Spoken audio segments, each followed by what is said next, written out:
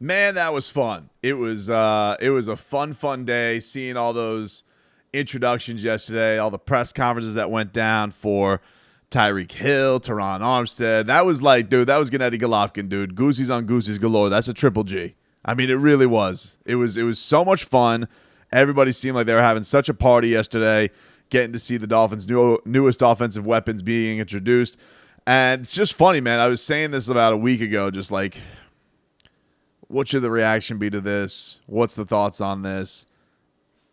Are the Dolphins done? And little did we know, like up their sleeve was just some of the biggest aces in the hole that they were ready to just lay down onto the table. A couple pocket aces from old Chris Greer and Mike McDaniel.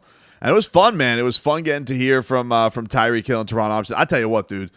Terron Armstead, first of all, that dude gets like extra points for bringing out the Dan Marino vintage jersey. That's just that's chef's kiss. A lot of people out there that were in the suits, they're suited and booted. You know, they're looking. He's like, this is how I get introduced. All right, I'm wearing a mother bleeping Dan the Man jersey. Then you give us the story about meeting Dan the Man. First of all, I want to get in Dan Marino's office. I don't know what's going on in this office. I imagine there's just, first of all, there should just be a fountain of Dan Marino. I feel like there should be like, you know, the fountain, like the statue that they have at the stadium. I want like I picture a miniature version of that, but almost like he's like an angel, like going back to pass, right? And then like the water is spitting out of his mouth. I picture something like that, and then there's actual dolphins like flying through like it's a small world into the fountain. Because I feel like Dan Marino has the biggest office. Like some may say, oh, it's got to be Garfinkel, it's got to be Coach McDaniel. I got to be honest with you. I feel like Dan Marino deserves the biggest office in the building. Does anybody really like who would argue with this? Like, would Garfinkel, if Dan Marino was in there with boots on the table, is anybody arguing this? Either way, I just picture just a glorious fountain. Dan Marino walks in. Oh, hey, Terron Armstead, Dan Marino, good to meet you. No, good to meet you, Mr. Marino. Good to meet you. And they just chop it up, talk a little bit of football, a little bit of pigskin. And a good time was had by all. And he goes, you know how I'm going to just top this off? By wearing your jersey at the introductory press conference. And that was, for me, absolutely fantastic. Not going to lie, though, did love the fact that he was like, you know what I'm going to do? I'm going to have Tua and Drew Brees meet up. I think that we should just make that happen. I'm like, who is this? Who is this lineman angel that has come down from the heavens and is just like, you know who would be a good mentor for old Tua? Drew Brees. I'm going to make that happen. What? He's going to do what? He's just going to make the intro just like that. And so I really, really enjoyed that press conference. Obviously, I think more of the highlight went to the Cheetah and went to Tyreek Hill, understandably flashiest signing for the Dolphins or trade for the Dolphins in a while. But to make him the highest paid receiver. But I got to be honest with you, Armstead was no slouch between the leadership that he's talking about with the young linemen, the Dan Marino stories, the praise for Tua, and saying that he's going to have Tua meet Drew Brees and he's going to link that up. This guy hit for the cycle in a press conference. I love knowing who's going to win a press conference and who can't win a press conference. Seemingly, if you saw the press conference in Cleveland today, I wouldn't exactly call that winning the press conference. But Tyreek Hill yesterday, that was pretty special. That was fun. The guy got to show a lot of his personality. There's a couple things that I like about it. One, I love that we got to see just how confident the dude is. The dude just oozes swagger. He oozes, I'm the fastest man in the league. Nobody touches me. It's not really a contest. We can stop talking about it, but I am going to just race Jalen Waddle. And I like the idea that Jalen Waddle and him are going to race in their first workouts just because he's like, people don't like to do that. You know, they always say, oh, we're going to race. And it never happens. No, he actually races. Like you don't, it's almost like you don't get to work out with Tyreek Hill until he smokes you in a race.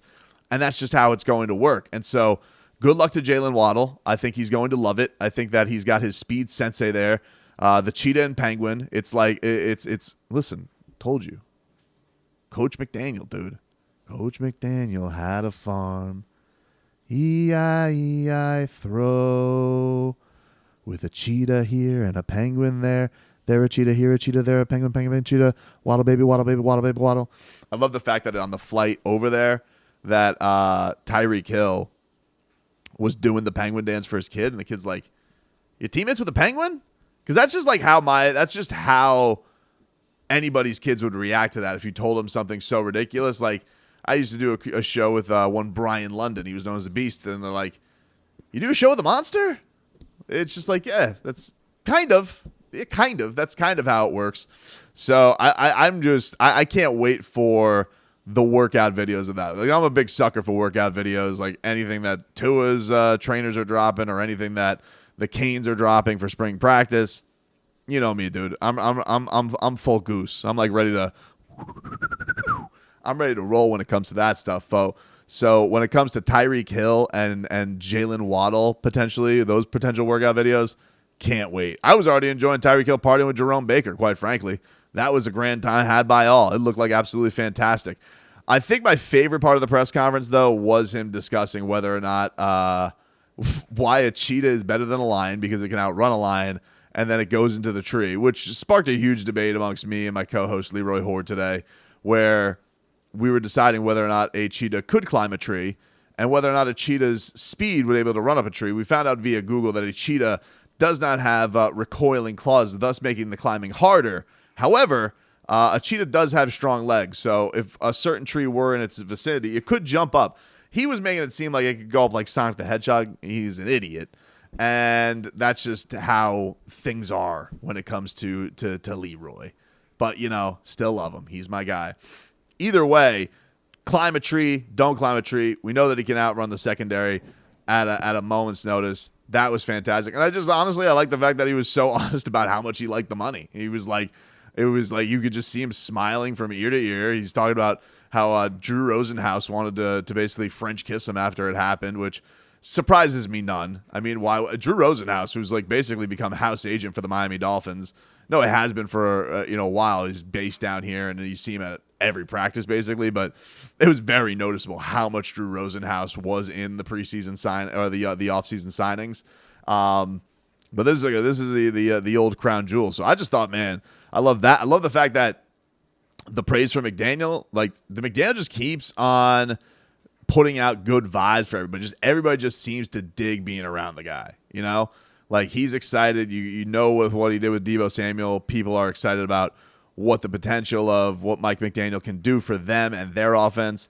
And it's not like, Cheetah's got himself a destination to be anymore. He's already the highest paid wide receiver, but you want to live up to that contract. You want to show that you were worth it. And I do think that Mike McDaniel, he's got to just be oozing ideas for what he can do. Because it's one thing to just make somebody that nobody ever heard of a big deal, but now you're actually getting the resources of, this guy's one of the best weapons in the NFL, and I get to utilize him.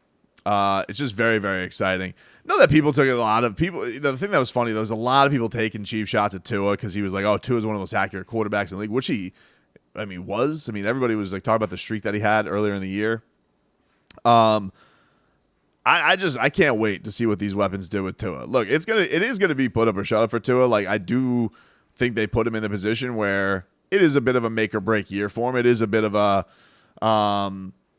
pressure's all on to see if he's that dude. But I think that's cool. I think he has handled all of that stuff so gracefully, whether it be the Deshaun Watson thing, whether it be this Tom Brady stuff. I don't know. I talked about this a little bit on the radio show today with the whole Tom Brady to Miami thing. That's become a thing trending on Twitter today.